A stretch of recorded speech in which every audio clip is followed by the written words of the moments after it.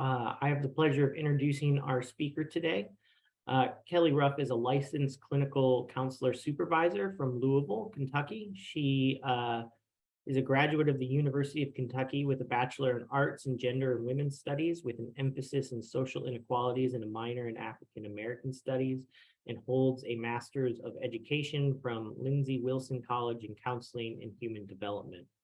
Kelly has experience empowering youth and adults in a variety of populations and service environments, including outpatient, acute, inpatient, and residential treatment. Kelly is active in her community and serves on a number of boards and community-based initiatives. She is currently the president of the NAMI Kentucky Board of Directors. As a counselor, an advocate, a teacher, a trainer, and a lifelong student, Kelly's motto is a heart for people, a passion for restoration, and a spirit to serve. This illustrates her growing desire to support, revive, and rebuild those underserved and marginalized within her community. So everyone, welcome Kelly Ruff. As you all know, today we're going to have a conversation about having conversations about suicide.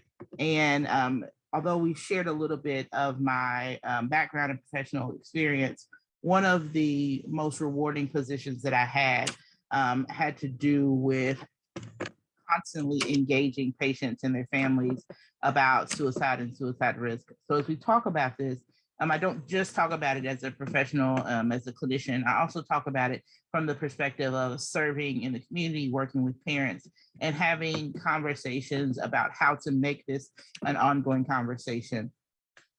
Feel free to pose it. We'll leave time for that. I will apologize in advance. I've had some vocal issues, and so if my voice kind of wavers, that's why. Please let me know if you can't hear me or if I need to make any other modifications. So let's dive in. Today we have a few things that we're going to accomplish. I'd like for us to be able to articulate a foundational understanding of the proper terminology and language used to discuss suicide. We're going to talk about what suicide is, suicide ideation, and suicidal acts. We're going to talk a little bit about why the language is important as it relates to suicide. We're going to look at indications and warnings of a person considering suicide. We're going to discuss the importance of how to ask questions concerning a person's intent to complete suicide and how to sort of remove some of the awkwardness that comes with that conversation. And then we're going to explain how the proper use of language and comfortable communication can reduce stigma surrounding suicide and behavioral health and wellness overall. Why is this an important conversation? As we look at the things that are happening around us, as we look at the things that are part of our society right now, behavioral health issues are being discussed not only in the media, not only in the workplace, but hopefully families are engaging one another and having more conversations about behavioral health care, the stigma surrounding it, and in particular, suicide and other forms of self-injury. So in this presentation, we'll talk a little bit about how mental health professionals, parents, partners, teachers, peers, and others can enter into healthy conversations about suicide. Some key terms and some things that are important to note is that suicide is self-inflicted injury with the intent to die. Completion of that is suicide. Ideations are thoughts about killing oneself that may or may not include a plan to die by suicide. So why is this important? Why do we have to take some time to understand suicide? Well, more importantly, because suicide rates have increased between 2000 and 2018, 30%. They've declined, but we assume, and we'll find out soon, that numbers are back on the increase. Suicide is the leading cause of death in the United States. A large number of populations directly impacted by this. This is about one death every 11 minutes. So initially, when I started preparing for this presentation, I had set a timer to see how many 11-minute spots would cover. But then I thought, well, that's pretty morbid of an illustration. But I think it is important to realize that that is a significant amount of loss that we're experiencing in this country. The number of people who the number of people who think about or attempt suicide is even higher. Of course, there's not necessarily statistics to support that. In 2020, an estimated 12.2 million adults seriously thought about suicide. and 3.2 million planned a suicide attempt, and 1.2 million attempted suicide. And so I was interested in the fact that this research broke down serious contemplation, plans, and then actual attempts. Suicide affects all ages. I think there are times when, because of how suicide is discussed in our society, there is an assumption that there's a particular age group that is impacted, but all ages are impacted by suicide. In 2020, suicide was among the top leading cause of death for people ages 10 through 64, which is a very wide range of age. Suicide was the second leading cause of death for people ages 10 to 14 and 25 to 34. There are groups that have a higher suicide rate than others. Suicide rates vary by a number of things, including race and ethnicity, by age, by other factors such as location where someone lives, some other societal factors based on where they live. By race and ethnicity, the groups with the highest rates of completion are non-Hispanic American Indian, Alaska Native, and non-Hispanic white populations. Other Americans with higher than average rates of suicide are veterans, which is something that is common knowledge, people who live in rural areas, and workers in certain industries and occupations like mining and construction. Young people who identify as lesbian, gay, or bisexual also have a higher rate of suicidal thoughts and behavior compared to their peers who identify as heterosexual. Although you may not know what might cause someone to think about or attempt suicide, there are some common characteristics to be aware of. So when we think about the conversation concerning suicide and we think about the awareness and what to be aware of, paying attention to some of these factors are important. There are three categories of factors. Individual factors, these are things that are specific to the person that you're engaging. Relationship factors, this is how this person engaged the world around them. And then community, cultural, and societal factors. Some individual factors include a history of suicidal thoughts and attempts, mental health conditions such as depression, mood disorders, schizophrenia, and anxiety disorders. Additional factors include long-term pain or disabling or terminal illness, ongoing expressions of feelings of hopelessness, money or legal problems, violence or impulse problems, alcohol or substance abuse problems, and then easy access to self-harm methods such as firearms or medications.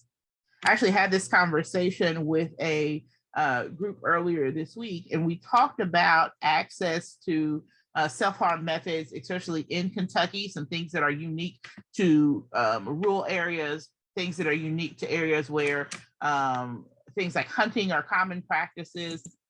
There are areas where there's a limited access to firearms. This is just not one of those areas. And so we talk about what that access looks like. There is a role that environment plays, which is what we'll head to after we look at relationship factors. A person who has a history of physical, emotional, or sexual abuse, these are also contributing factors. Someone who's lost a relationship through breakup, divorce, or death. Someone who has a family history of death by suicide. So not only someone who has had attempts personally, but if there are attempts or completed suicides in their family, that increases the likelihood that they may engage in this behavior. And then social isolation and lack of support. One of the reasons that we assume that there will be an increase in number of reported attempts and thoughts as statistics come in for year 2020 through 2022 is during COVID, there was a great deal of isolation. And because that is a contributing factor, we may see an increase in those numbers than we've had in the previous years. Community, cultural, and societal factors, depending on the culture and the nature of the culture's view on behavioral health care, persons are ashamed to ask for help, especially help for mental health conditions. Lack of access to healthcare services, especially mental health and substance abuse treatment. We are fortunate in Lexington and some of the surrounding areas to have access to those services, but not everyone, especially as you move further into rural communities, has that access. Cultural religious beliefs that suicide is a noble option for resolving personal dilemma. And then if someone has become aware of an increased number of local suicides or an increase in media coverage of death by suicide. We'll talk about this a little further when we talk about having the conversation related to self-harm and suicide. Having the conversation or seeing the information on the news does not make someone follow through with this choice, but it is something that is a contributing factor. We'll transition now into thinking about what are some of the most common suicide warning signs. When you think about someone needing assessment or someone needing to have and engage in the conversation concerning self-harm and suicide, part of this requires a relationship. Unless someone is very forward in communicating their desire to harm themselves, if you don't have a relationship with them, you may not notice some of the indicators and signs that we've listed here.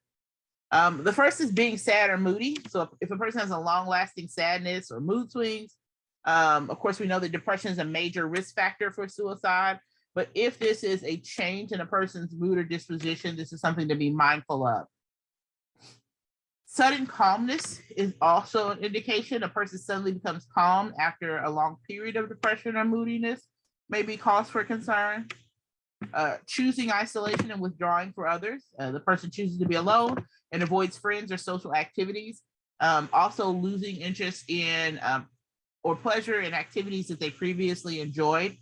So as part of my current position, I do daily assessments with the clients that I see. And this was one that came up. And an adolescent patient actually asked, well, what if I just don't like to do something anymore? What if something's just not something I'm into anymore? And so we talked about how that could look different than actually withdrawing and actually not engaging in pleasurable activities. Next is changes in personality, appearance, or sleep patterns. The person's attitude or behavior changes. They're speaking or moving with unusual slow speed or just a speed that's not common for them. Also, they suddenly become less concerned about their physical or personal appearance. They sleep more or much less than typical for that person. Again, these things are things that you would know only if you have a relationship with this person. Most people don't necessarily report their sleep patterns, but there are some indications if someone is not sleeping as much as is beneficial for them. Showing dangerous or self-harmful behavior. So the person engages in potentially dangerous behavior, such as reckless driving, unsafe sex, or increasing their use of drugs and alcohol. Someone who's experienced recent trauma or life crisis. So these crises can be wide-ranging, including things like death of a loved one or a pet, a divorce or a breakup of a relationship, a diagnosis of a major illness, loss of a job, or serious financial problems. Again, one of the reasons that we assume that when the statistics come out for the most recent years concerning suicidal thoughts and suicide attempts, it will increase because this level of trauma and life crisis has become a very common thing since the beginning of COVID. Some other signs and warnings include being in a state of deep despair. So if a person talks about feeling hopeless, having no reason to live, being a burden to others, feeling trapped, or being in severe emotional pain. And this one is really important because for the most of the time, people don't enter into casual conversation and discuss these things. When we engage people and we say, how are you? If someone is to express that they're in deep despair, it would be sort of a red flag. It would be very concerning. But if it's someone that you have a personal relationship with or you have a professional relationship with and you're talking to them and you see these indications, it is something to be mindful of. Next is making preparations. So this is when the person begins to put their personal business in order. This could be wide-ranging and includes visiting friends and family members, giving away valued personal possessions, not necessarily value in terms of worth, but also in terms of personal meaning, making a will and cleaning up their room or home. And oftentimes people will search online for ways to die or buy a gun. Some people will also write a note before attempting. Another warning sign would be threatening suicide or talking about wanting to die. Not everyone who's considering suicide will do so or say so aloud. And not everyone who threatens suicide will follow through with it. However, every threat of suicide should be taken seriously.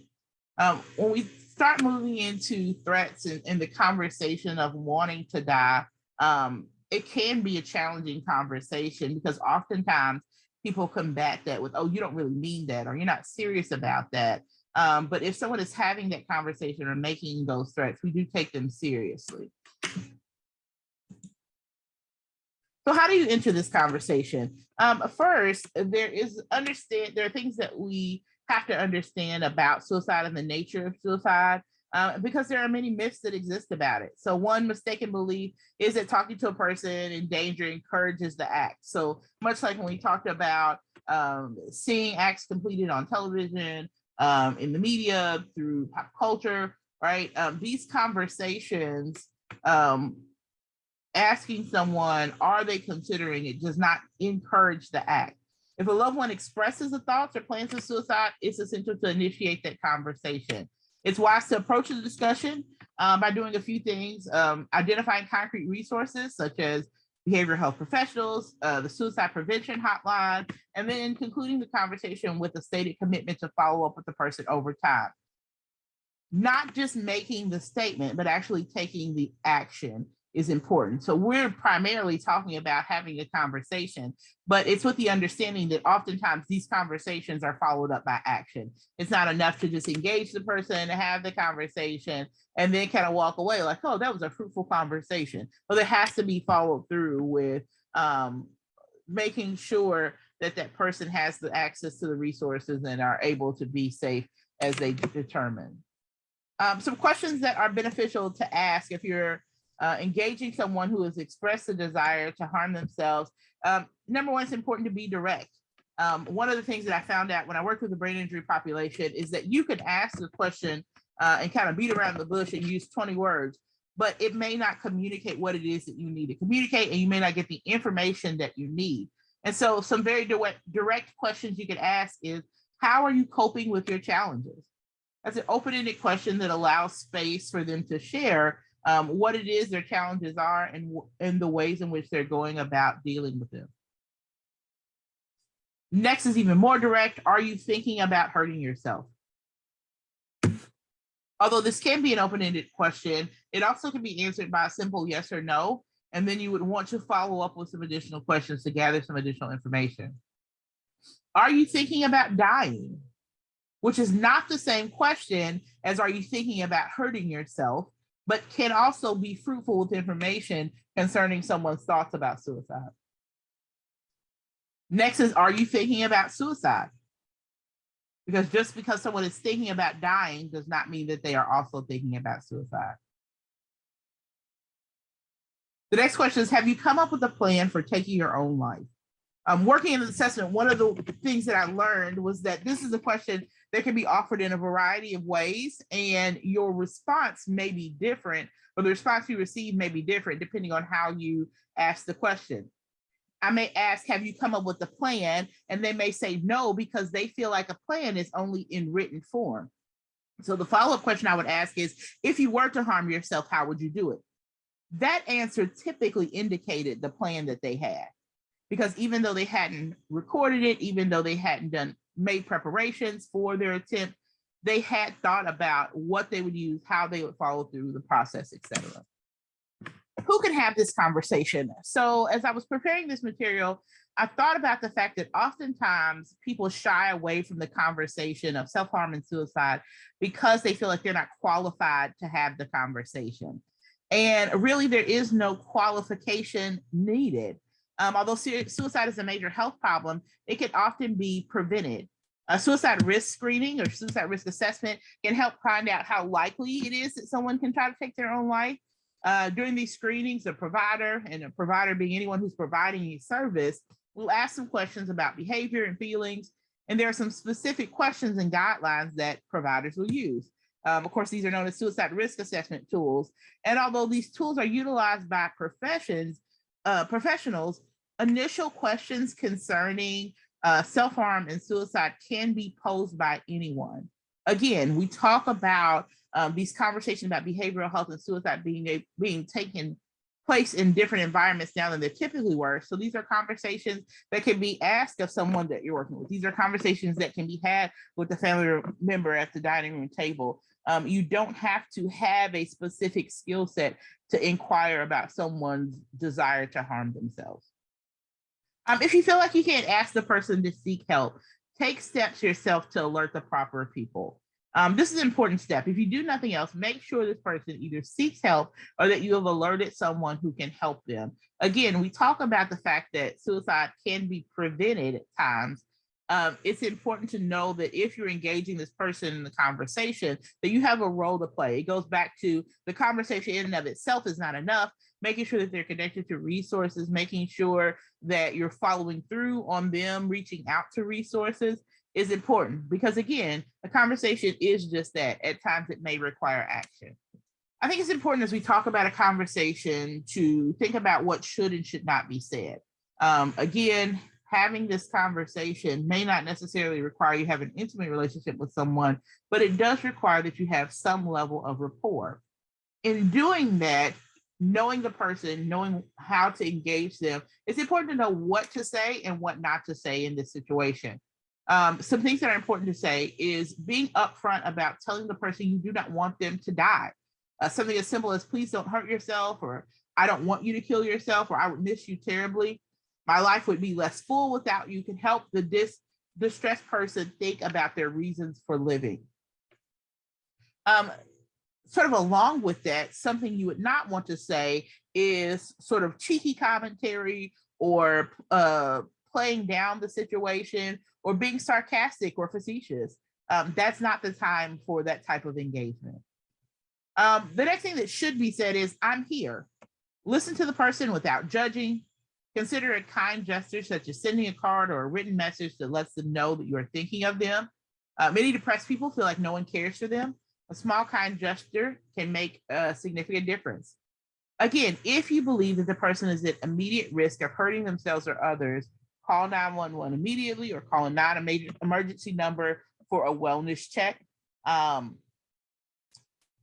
may seem like a really obvious thing to do, but there is so much discomfort and so much uncertainty around self-harm and suicidal expressions that oftentimes people don't know that this is a reasonable response. What are some other things that should and should not be said? Pointing them to resources. In doing so, it requires that you have some level of familiarity with the resources available in community, and that you ask the person you're concerned about to seek help. Again, we live in Lexington. If you live in Lexington, you're surrounded by a lot of resources and access to resources, but Kentucky does have a wealth of resources that are available in almost every area. So being able to just know one or two resources that are available in your area, and then following up to be able to say, hey, did you reach out here? Did you call this number? Did you think about contacting this person or this agency? Next is tell someone. Follow up with resources yourself.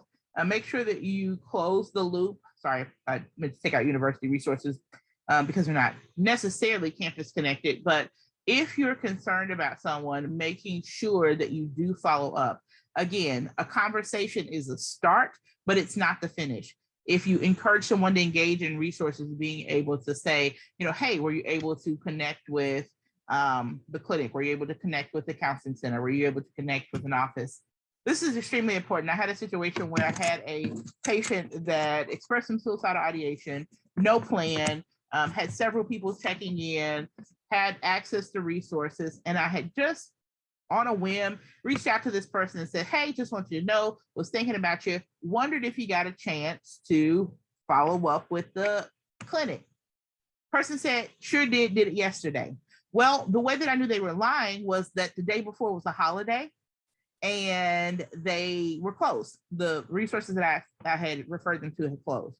And so I followed up again and I said, maybe you dialed the wrong number. I think they were out of the office yesterday. Would you consider me calling with you when I stop by later?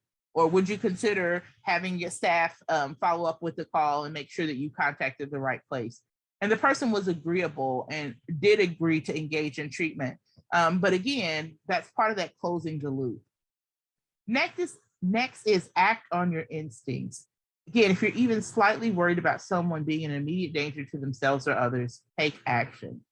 Oftentimes I have family members and partners of persons who are at risk for completing suicide, and they say, well, I don't want them to know that I was the one who made the call. That's fine, make an anonymous call. right? Being able to act on those instincts, because that is a much safer option than saying, well, I don't want my name on a document, because the document that your name might be on later would probably be worse off than just saying, hey, I wanted a wellness check completed on this person. So why is this conversation important? Why would it be important for you to consider being able to take away some of the stigma, being able to take away some of the awkwardness, some of the fear that's associated with having conversations about self-harm and suicide? It's because suicide and suicide attempts can cause serious emotional, physical, and economic impact. We don't talk about enough how much behavioral health issues impact our society, but they do. People who attempt suicide and survive may experience serious injuries that can have long-term effects on their health. They may also experience depression and other mental health concerns. The good news is that more than 90% of people who attempt suicide and survive never go on to die by suicide. This is something I did not take into consideration, especially as I was completing my education, that people survive these attempts and then they go on to live productive lives. I met a gentleman while I was doing assessment who had actually had 7 attempts, and we were having a conversation, a casual conversation one day, and he said, I think 7 is the number of completion, and I think this means that I should go ahead and stop attempting. And I was like, well, thank you for sharing that with me. But as he sort of laid out his personal history and his journey with trauma and his journey with behavioral health, the fact that he had lived through 7, and several of them were very lethal attempts, he talked about the fact that he never expected to survive any of them. And so it just reminded me that not only do they not always expect to survive, but we don't think about the impact, looking at a family member who's attempted several times, looking at a child who's had several attempts, engaging a partner who has, attempted, can change the dynamic of your relationship and make those conversations even more important to be had on a regular basis. This conversation is important because suicide and suicide attempts affect the health and well-being of friends, loved ones, coworkers, and the community. When people die by suicide, their surviving family or friends experience shock, anger, guilt, symptoms of depression or anxiety, and may even experience thoughts of suicide themselves. My current position allows me to be in classrooms, and this was a conversation that kind of came up in one of the classes I was working in, because their school had a student that completed suicide. And, we talked about how it impacted their school as a community, how it impacted not just the people who were close to the student and were friends, but also how it impacted the feelings of safety and security in the community. The financial toll of suicide in society is also costly. So although we know people are much more important than the profit margin, it is important to understand there's a financial impact. In 2019, suicide and non-fatal self-harm cost the nation nearly $490 billion in medical costs, work loss costs, value of statistical life, and the quality of life costs. So where do we go from here? We're having this really important conversation, but what is next? The first is education. There are opportunities to educate yourself concerning suicide and suicide ideation everywhere. I Googled, just a simple Google search, and found 45 reliable, evidence-based, research-based educational resources, and a majority of them were free. They didn't require any payment. They didn't require any credentialing. They were literally just educational materials. Being able to understand what resources are available and where they are available is important. As a clinician, one of the things that I've always kept and I've always encouraged people who are serving any population is that you kind of have a resource card readily available. All right. So if you come across a patient who needs some housing, I have a number for housing. Right. In the same way, having information and resources readily available. The way that you do that is you plan for the potential need. Hopefully you don't come across people who have a need for this information, but in the event that you do, making sure that you are prepared for it. Having the suicide awareness cards, right? If you go to their website, the National Suicide Prevention website will send you little pocket cards that you can have of information. And for the most times they're free, they're readily available. And it's nothing to keep that in your wallet or keep that in your work bag, to just say, oh, if you need this resource, I have it here. And then understanding the need for immediate action, understanding that it's okay to call 911, it's okay to call a non-emergency number, it's okay to contact a service provider that has immediate access to the person that you're having the conversation with. All of these things are extensions from that conversation. Having the conversation can be the challenging part, like initiating the conversation can be the challenging part, but from there, you have the opportunity to connect them to what they need to be able to make a different choice, have the resources, have the support, have the things that they need. So that is all I have. I'd like to, of course, we left some time for questions and additional considerations. This is a great time to engage about situations and conversations that you've had and things that have made them challenging. So this time, if you'd like to ask a question, just feel free to come off mute. You can also type the question in the chat if that's what you would like to do. I'll go ahead and get started and just think of a question that I had. So a lot of it seems that having a good relationship with a person is how you're going to pick up on these, these, what may seem like small changes or big changes in a person. But for our partners who work with clients who maybe they only see them every so often, what are some tips or what are some things that they could do to kind of start thinking about this important topic? That's a great question. One of the things that I did, especially with patients that I saw only for a brief amount of time, was I made it a part of our engagement. It was a question that I asked every time I saw a patient. I asked them, because I was working with patients who had substance use issues, I asked them about their use, I asked them about their safety, I asked them about risk for victimization, and then I asked if they had any plans or desires to harm themselves and what that looked like.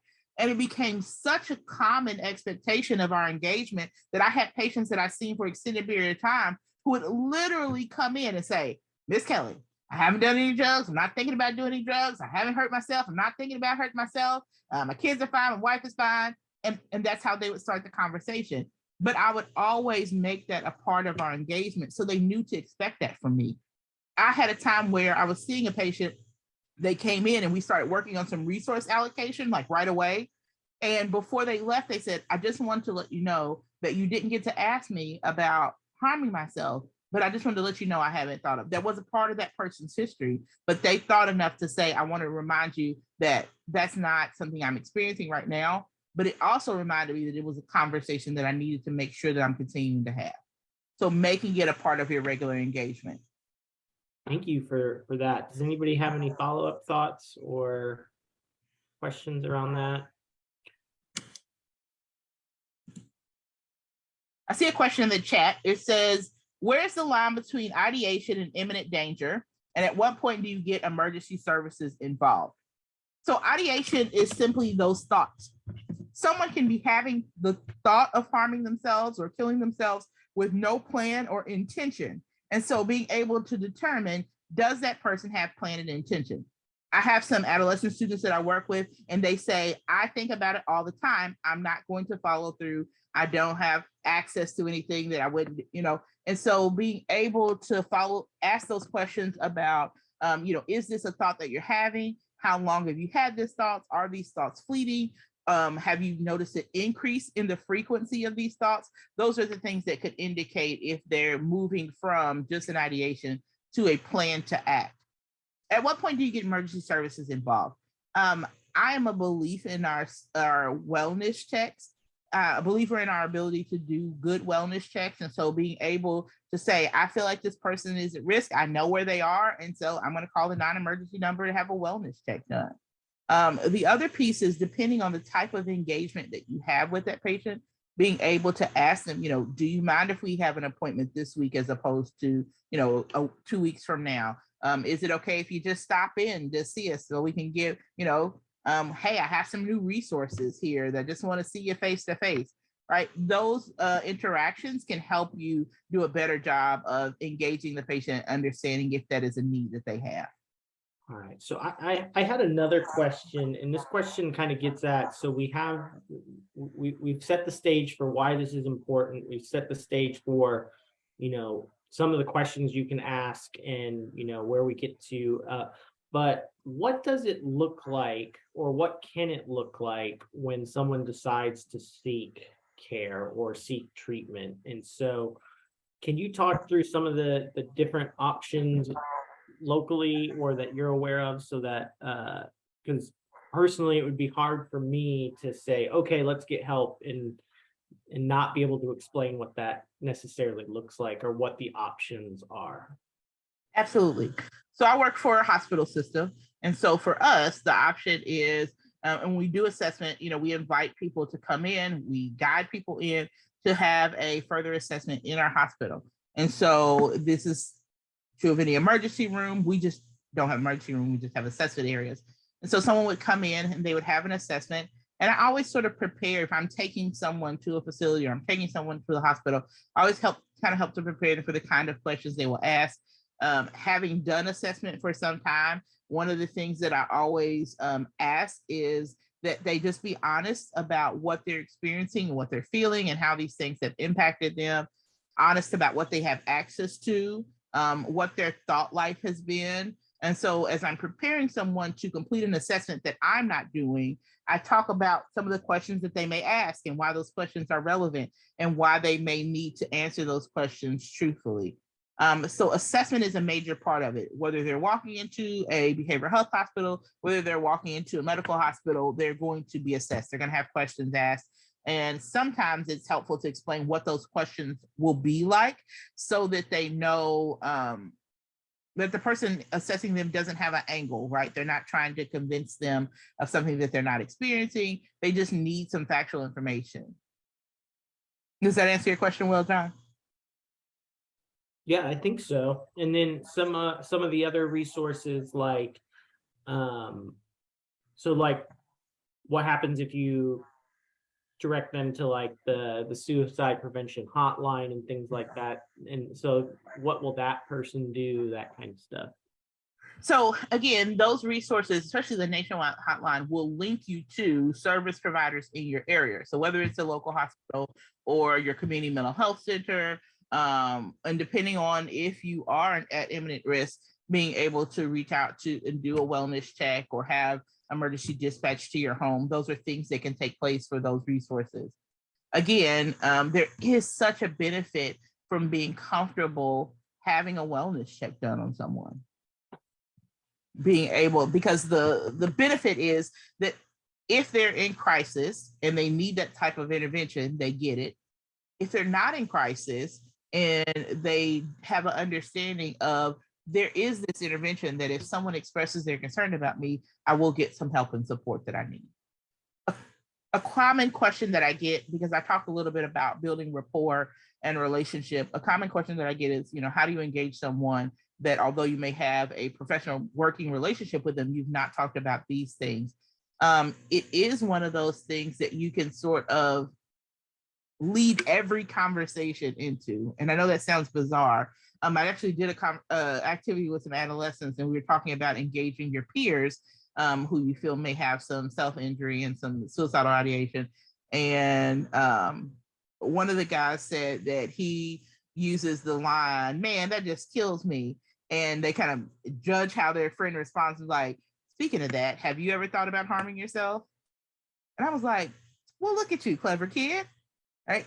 And it's taking the stigma away, like making it a natural conversation. Like I mentioned, as a clinician, it was a part of every engagement, but being able to take away the weight of it, because it is a very serious matter. But if someone's going to talk about it and you don't necessarily have that in with you have an intimate relationship, it is being able to just make it where you fit it into the conversation however you can.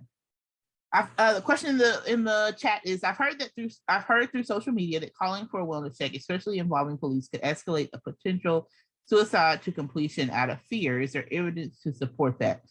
This is one of the reasons that I specified non-emergency response as opposed to like calling the 911, because their approach can be different. If someone is like working towards completing the act and they hear, the sirens, that is reported to sort of complete out of fear. I don't know that there is still evidence to support that. And so that's a great question to ask. And I'd be willing to look into that to find out if that is something that would sort of increase that. Again, one of the amazing things that we're seeing around the country is that our emergency response workers are being more informed and educated about how to address the needs of people with behavioral health issues, people who are experiencing this type of crisis. And so the hope is that they're educated well enough to respond appropriately, which means that their response is very different from if they were responding to other types of crises. Sorry, I have too many questions today. That's okay. So one of the things that when we talk about, especially with substance use disorder and opioid use disorder, is that there's this kind of this thing that when someone wants to get treatment or is seeking treatment, it's really important that you can get them that treatment quickly. So we work really hard to try and find next day appointments or the quickest way. So we don't lose that person to follow up or something like that. Is there any issues with like wait times for services or things like that? That's a great question. There can be. However, depending on the level of risk that the person is, that could speed up the access to services that they have. When we think about the number of available beds that our hospitals have, especially during COVID, because there were limitations for how many people you can have on a unit, how many people you could admit, there were exceptions made to people who were a clear harm to themselves. But yes, are there wait times for treatment? Absolutely. Can there be wait times for inpatient beds? Absolutely. However, it doesn't remove their need for care and services. And so we work to get them the care that they need. Even if it means they are cared for outside of their local community, having to cross county lines is not uncommon. And depending on the severity and the availability and where you're located, it may not be uncommon in some places to travel across state lines for appropriate care. Another frequent question I get, because I don't know the ages of the populations that you all serve, is questions about how to engage children when discussing suicidal thoughts. The youngest patient that I've served who expressed a very clear plan for harming himself and actually some other people was 5. I had a 5-year-old patient and let me know that that's why he was there at the hospital, that that's why he was there to see me, what his plan was, the tools that he needed to be able to carry out his plan. And so when I did his assessment and I asked him things like, well, what initiated you, what led to you having these thoughts? He was able to communicate that clearly. When I talked to him about, how did he know that the tool that he wanted to use was going to work effectively? He was able to communicate all of that. And so if a 5-year-old, which I would argue he was not your typical 5-year-old, but if a 5-year-old can have open communication about that, it is a conversation that you can have with adolescents in particular, and being able to use language that they're familiar with. You may not ask them, are they having ideations? Because why would you say that? But having, have you thought about this? What does this look like? Do you want to hurt yourself? Have you tried to hurt yourself? Those are questions that sort of transcend age. And so being able to have those conversations with all ages is really important. I'll ask one more question kind of along these lines. I think for some people, especially if it hasn't become common practice yet, or maybe you're starting to work with people, the answers to those questions have been no when you're asking about a plan, like some of the things that get to the imminent risk, specifically about getting to yes, okay, so oh, this person, actually, okay, I know that if the answer is yes to this question, start asking, do you have a plan? Do you, what are your means? What are your things? But then when the people say, yeah, like I do have a plan, this is how I'm going to do it. And the things that do start to show the signs of imminent risk, what advice do you have for a person that might be experiencing this for the first time, that these answers are affirmative and start to sound like it is an imminent risk situation? That's a great question. That's when it's very useful to have your resources at your hand. If you're working for a facility, knowing beforehand what their policy is concerning having a patient who's expressing suicidal ideation. Do you call for help? Do you have someone come and take them to the hospital? Do you have someone come in and do further assessment with them there? Knowing those things before that happens is really important.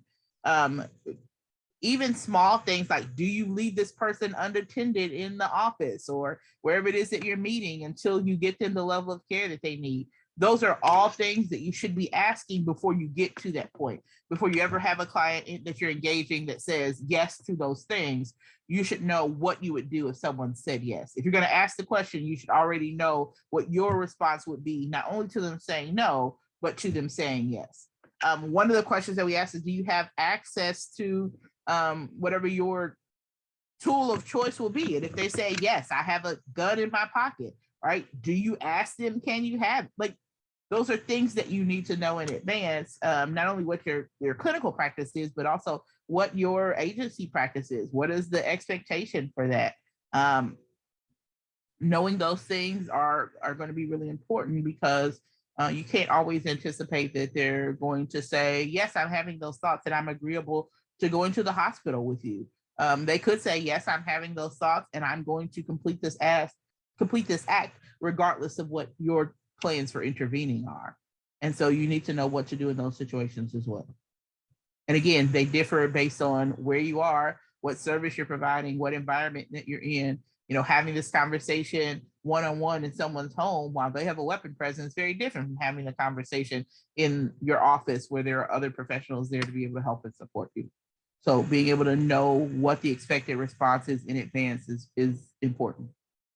I see another question in the chat. It says, how would you recommend to engage someone as a follow-up after they receive care for a suicide attempt and assessing if there are any remaining concerns or issues that may warrant reevaluation? I think that goes back, Jordan, to asking every time, making it a part of their treatment and care, making it a part of your engagement with them, and making it a norm so that they know that you're not just asking them. Like, there's nothing wrong with asking every person that you see.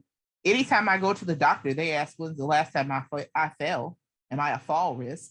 Right? Which is moderately important. But in the same way, you should also be comfortable asking, have you been having these thoughts?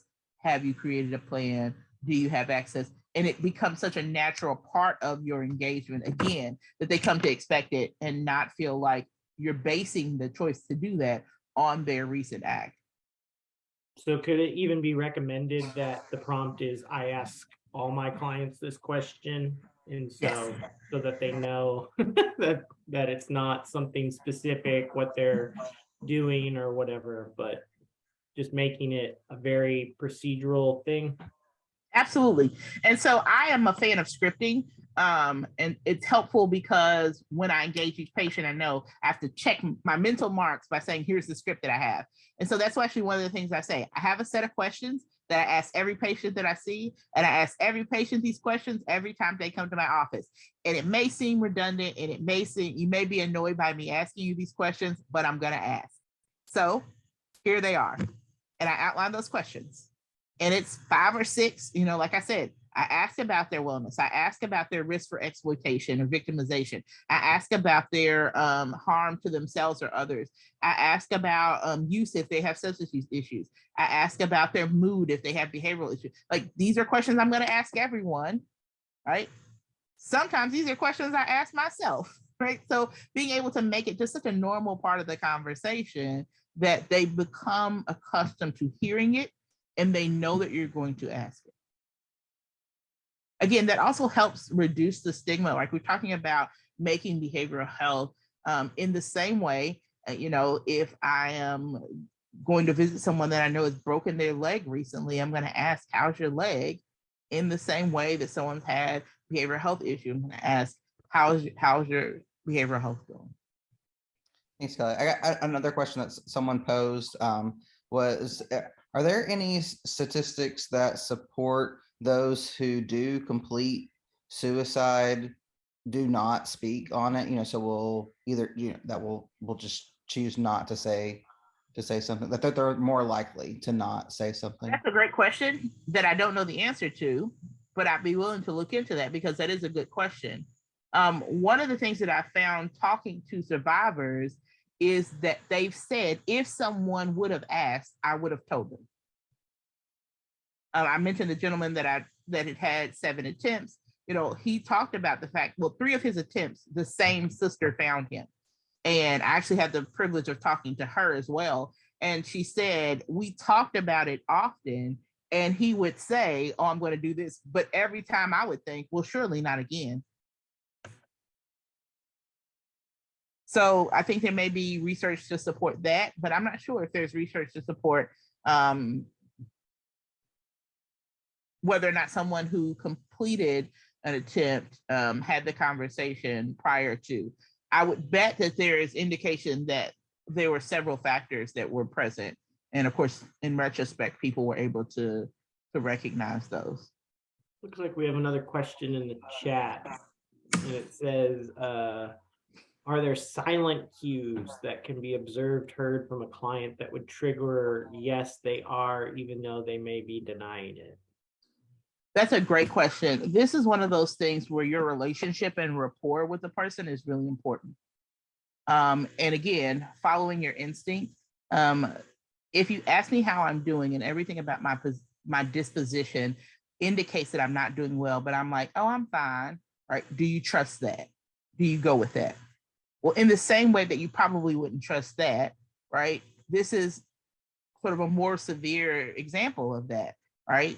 If you're like, hey, I see that you have all these things that indicate that this is an elevated risk for you, are you going to hurt yourself? And I'm like, no, and then there's further conversation to be had. So I don't think there are silent cues, but I think that there are, if you know a person, I think that there may be things that you can notice that would indicate that they're at an elevated risk.